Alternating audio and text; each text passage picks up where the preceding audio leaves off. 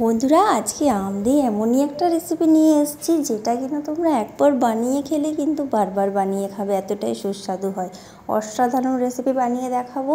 এটা কিন্তু বাচ্চা থেকে বড় সকলেই খুবই পছন্দ করবে আর খুবই সহজ পদ্ধতিতে বানিয়ে দেখাবো। বন্ধুরা এই আমের সিজনে একবার এই রেসিপিটা না খেলে তোমরা কিন্তু অনেক কিছু মিস করে যাবে, তাই রেসিপিটা শেষ পর্যন্ত দেখতে থাকো স্কিপ না করে। ভালো লাগলে লাইক, কমেন্ট, শেয়ার, সাবস্ক্রাইব করতে একদম ভুলবে না।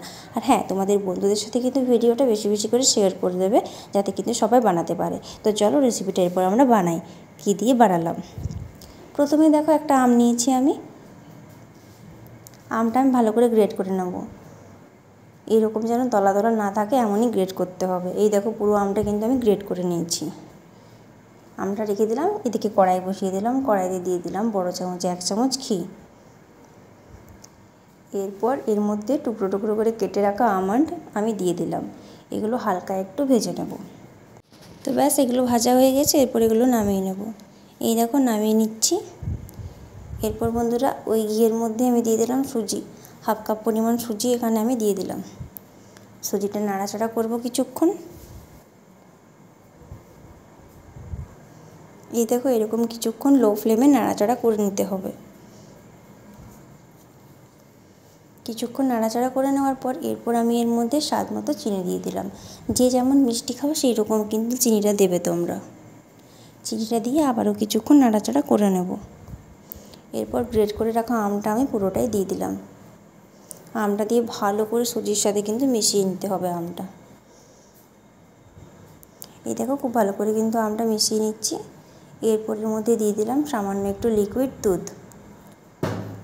অল্প অল্প করে দিতে হবে।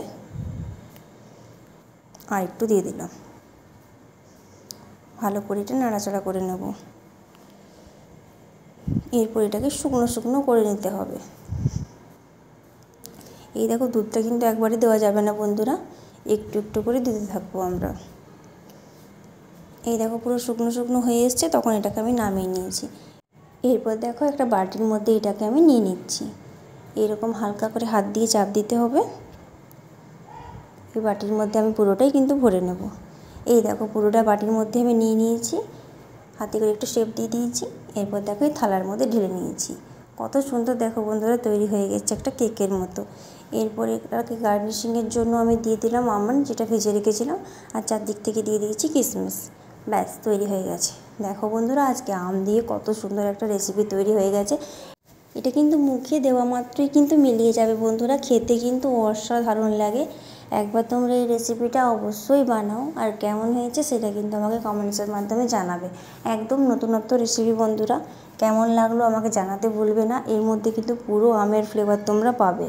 তো রেসিপিটা ভালো লাগলে অবশ্যই একটা লাইক দেবে। আর এরকম আরও নতুন নতুন রেসিপি পাওয়ার জন্য কিন্তু আমার চ্যানেলটা অবশ্যই সাবস্ক্রাইব করে রাখতে হবে।